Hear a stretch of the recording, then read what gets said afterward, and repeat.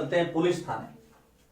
Police थाने में थानेदार बैठे हैं, लेकिन उसके पहले ये समझ लेते हैं कि पुलिस थाने का क्षेत्र कितना होता है। देखो बेटा, आप अगर चाहे तो अपने नजदीकी पुलिस स्टेशन में जाके पूछ सकते हैं कि आपका जो थाना है वो कितने गांवों को कवर करता है, कितने गांवों पर लागू होता है। अगर आप कहीं जा रहे होते, जैसे मान लीजिए मैं यहां से पालनपुर जा रहा हूं, तो यहां से मैं जाऊंगा तो दांतीवाड़ा का जो पुलिस स्टेशन है उसकी सीमा जहां पे समाप्त होती है वह अगले पुलिस स्टेशन का लिखा होगा कि जैसे मान लीजिए गढ़ पुलिस स्टेशन की सीमा प्रारंभ। आपके भी पास में जो भी थाना होगा उसका थाना क्षेत्र शुरू। तो हर पुलिस थाने का एक क्षेत्र होता है जो उसके नियंत्रण में रहता है। उसके अंदर यदि कोई वारदात होती है, विवाद होता है, अपराध होता है, तो उसके लिए वो जिम्मेदार होते हैं, उस पर कार्रवाई करते हैं। हर पुलिस थाने का एक कार्य क्षेत्र होता है, वर्किंग एरिया जिसको आप बोलते हैं। हर पुलिस थाने, हर मतलब प्रत्येक पुलिस थाने का एक कार्य क्षेत्र होता है और उसके अंदर की जितने भी वारदात, अपराध, जो घटनाएं होती हैं उसके ऊपर उनका नियंत्रण रहता है। हर पुलिस थाने का एक कार्य क्षेत्र होता है जिस पर उनका नियंत्रण रहता है। अब आगे बढ़ते हैं।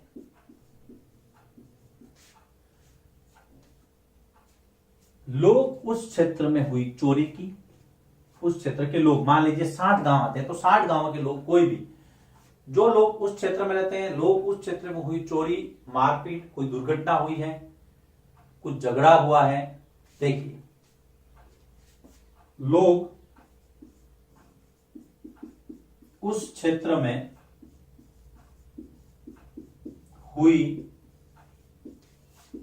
चोरी, मारपीट, दुर्घटना या झगड़े की जानकारी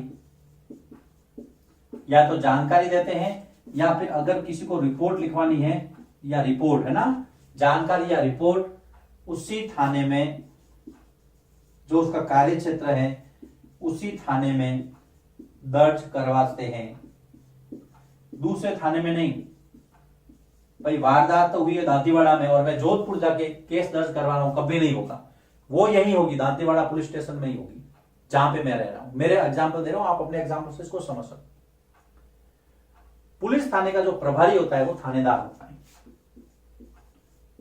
जिसको PSI, police of sub inspector, पुलिस थाने का प्रभारी। आप में से कई बच्चे थानेदार बनना चाहते हैं, अच्छी बात है, बनिए, पढ़ाई कीजिए। फिलहाल ये समझिए कि पुलिस थाने का जो प्रभारी होता है वो थानेदार होता है। थानेदार साहब बड़े रौब वाले होते हैं।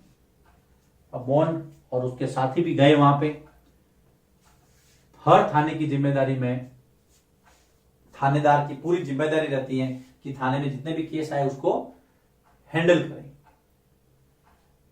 अब जब कोई वारदात होती है तो पुलिस जाके पूछताछ करती है, पड़ताल करती है, जांच करती है और मामले पर कार्रवाई करती है। हर थाने की जिम्मेदारी होती है कि वह घटना के बारे में, देखो थाने में पूरा पुलिस स्टाफ आ गया बेटा। हर थाने की, खाने की नहीं, थाने की, ध्यान रखना, कई बच्चे सोचते खाने की। पुलिस थाना, हर थाने की जिम्मेदारी है कि वह थाना के अंतर्गत जिम्मेदारी होती है कि वह थाना क्षेत्र के अंतर्गत होने वाली, थाना क्षेत्र के अंतर्गत होने वाली कोई भी घटना है उसके बारे में, लोगों से होने वाली घटना के बारे में क्या करे, लोगों से पूछताछ करे, लोगों से पूछताछ, इंक्वायरी करे, जांच करे। ये सब पुलिस का काम है, ध्यान रखना। जांच करना, पूछताछ करना, पड़ताल करना, वही जांच पड़ताल हो गई, और मामले पर कार्रवाई करे। तथा कई बार रहता है पुलिस का क्या दायित्व है, तो आपको ये पैरा लिखना है, पुलिस और मामले पर जो भी उचित कानून के अनुसार कार्रवाई होती है वो करना है निष्पक्षता के साथ, किसी का पक्ष नहीं लेते हुए। अब भाई साहब मोहन पहुंचे अपने पड़ोसियों के साथ, तो लास्ट में मोहन की शिकायत पुलिस थाने में दर्ज हो गई। पहले तो आनाकानी हुई, लेकिन जब दबाव डाला गया, पड़ोसियों ने कहा कि भाई हमारे सामने मारपीट हुई, पहले तो थानेदार ने कहा कि नहीं ऐसा हो ही नहीं सकता, लेकिन फिर पड़ोसियों ने कहा भाई सर हमारे सामने इनको मारा है, पीटा है, देखो कितनी चोटें आई है। मोहन ने अपनी चोटें बताई, तो पुलिस जो थानेदार जी हैं उन्होंने कहा ठीक है। अंततः मोहन की शिकायत पुलिस थाने में दर्ज हुई। अंततः मोहन की शिकायत पुलिस थाने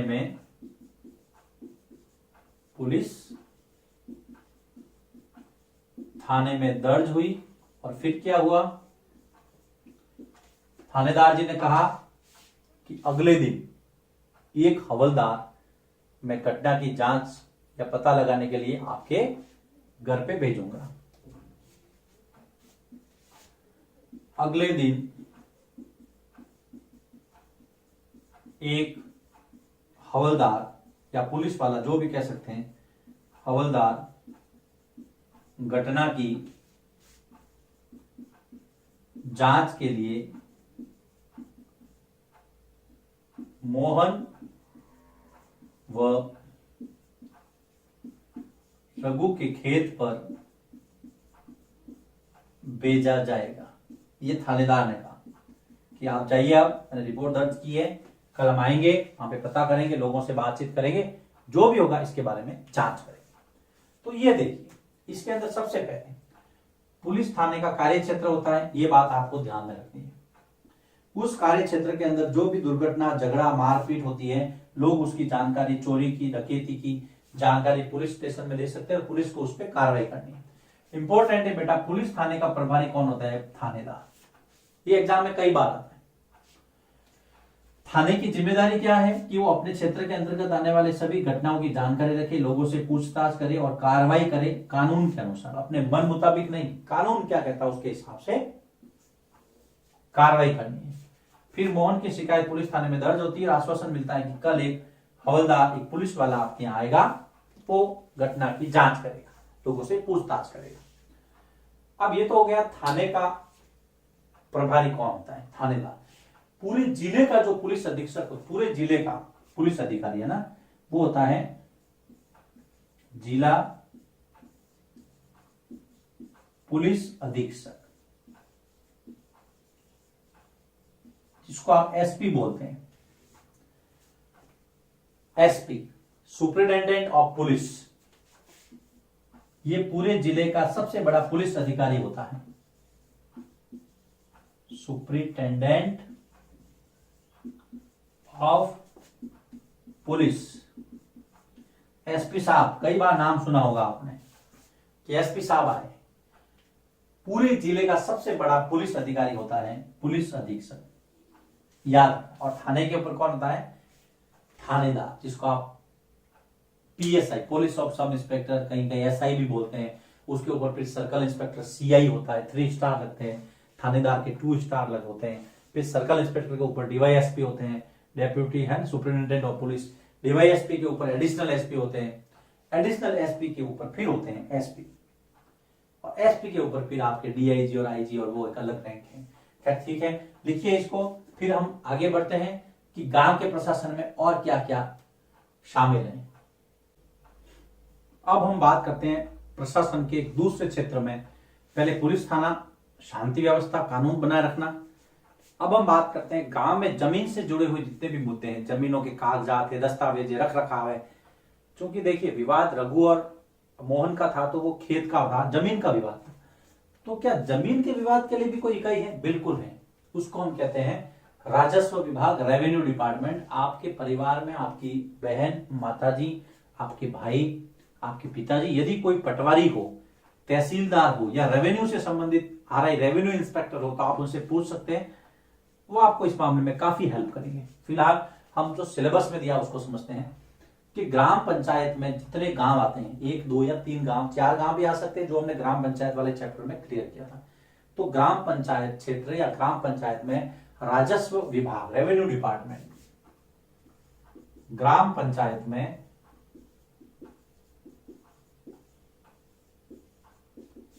राजस्व विभाग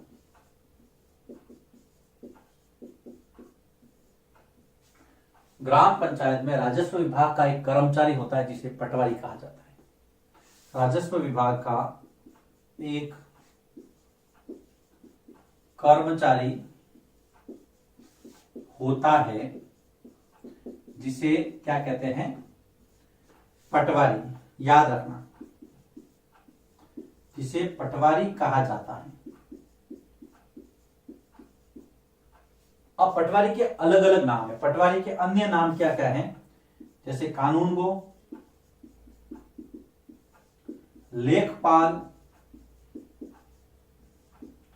ग्रामीण अधिकारी, कर्मचारी, ग्रामीण अधिकारी, कर्मचारी,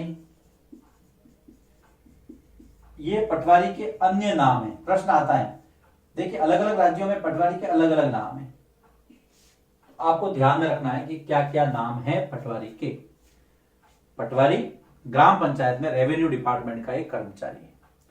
अब पटवारी के काम क्या क्या है, पटवारी क्या क्या काम करता है, कार्य। सीधी सीधी हम इस पर लिखेंगे पटवारी के कार्य। प्रश्न आता है सीधा, अगर किसी घर में कोई पटवारी है तो आप पूछ सकते हैं, नहीं तो फिर मेरे साथ वीडियो में बने रहिए, समझ में आ जाएगा, कोई दिक्कत नहीं। सबसे पहले जमीन को मापना, उसका रिकॉर्ड रखना। अगर हमारे घर में कहीं कोई जमीन को नपवाना है, जमीन को नापना और उसका रिकॉर्ड अर्थात दस्तावेज रखना,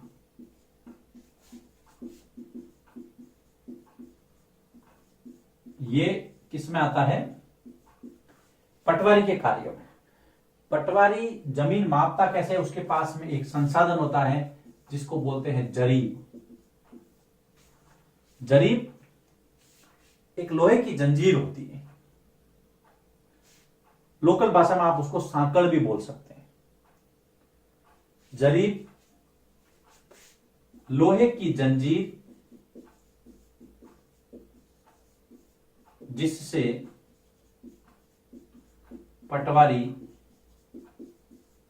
जमीन नापता है, याद रखना, उसको जरीब बोलते हैं। तो एक तो हमने मेड देखा था और अब दूसरा देखा है जरीब। जरीब क्या है, कई बार एग्जाम में आता है। जरीब किससे संबंधित है, पटवारी से संबंधित है। पटवारी लोहे की एक जंजीर रखता है, सांकड़ बोलते हैं उसको लोकल लैंग्वेज में, लोकल भाषा में, उससे वो जमीन को नापता है।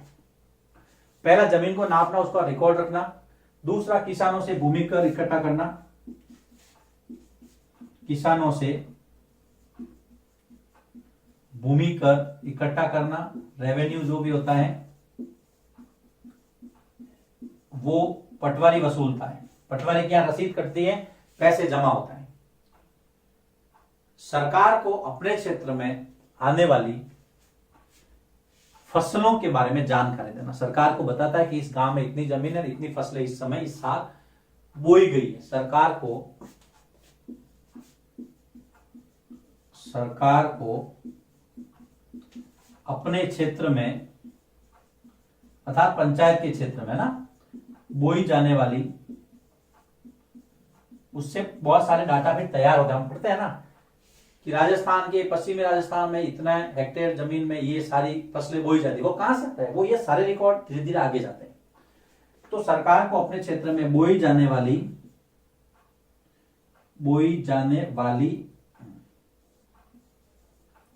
फसलों की जानकारी देना। फसलों की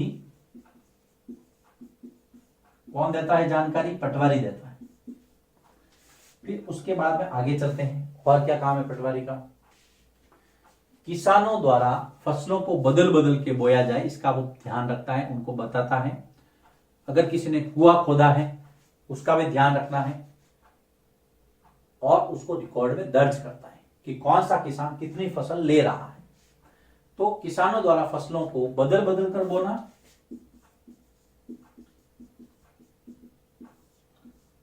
किसानों द्वारा फसलों को बदल बदल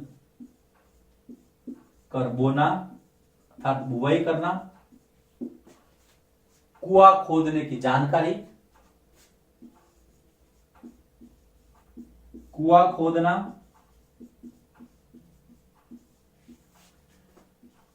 आदि की जानकारी रखना। और क्या काम है? और अपने सारे कार्यों को, अपने सारे दस्तावेज, अपने सारे कार्यों को जानकारी रखना, रिकॉर्ड में दर्ज करना, रिकॉर्ड में दर्ज करना। और जो भी अपनी रिपोर्ट है, 5वां लिखा हूं मैं, पटवारी का कार्य, अपनी रिपोर्ट किसको भेजना? या तो आप राजस्व निरीक्षक बोलते हैं, आरआई, राजस्व निरीक्षक को भेजना, जिसको आप रेवेन्यू इंस्पेक्टर बोलते हैं, आरआई, या तहसीलदार को भेजना। ये इनके काम है। एग्जाम में सीधा सीधा पूछ सकते हैं, पटवारी के कार्यों को लिखिए। आपको 5 काम बताने हैं। देखिए वापिस, ग्राम पंचायत में रेवेन्यू का जो काम संभालता है वो पटवारी होता है। पटवारी के अन्य नाम कानूनगो, लेखपाल, ग्रामीण अधिकारी, कर्मचारी, ये सारे। पटवारी के काम क्या है? जमीन को नापना, उसका रिकॉर्ड रखना। वो जिस जंजीर से नापता है जमीन, उसको जरीब कहते हैं। जरीब का मतलब लोहे की एक जंजीर जिससे पटवारी अपनी जमीन को नापता है। किसानों से टैक्स इकट्ठा करता है, सरकार को बताता है कि किसानों ने कौन कौन सी फसलें अभी बोई है उसके पंचायत में या उसके क्षेत्र में। आगे, किसानों द्वारा फसलों को बार बार बदल करके बोना या कुआं खोदना, ये सारी जानकारी उसके रिकॉर्ड में वो दर्ज करता है। और ये सारी रिपोर्ट कहाँ पहुंचाता है? या तो रेवेन्यू इंस्पेक्टर या तहसीलदार के पास। ये 5 काम आपको पटवारी के ध्यान में रखना है। लिखिए इसको। इसके बाद में हम रेवेन्यू डिपार्टमेंट की और बात करेंगे। तहसीलदार के पास चलते हैं।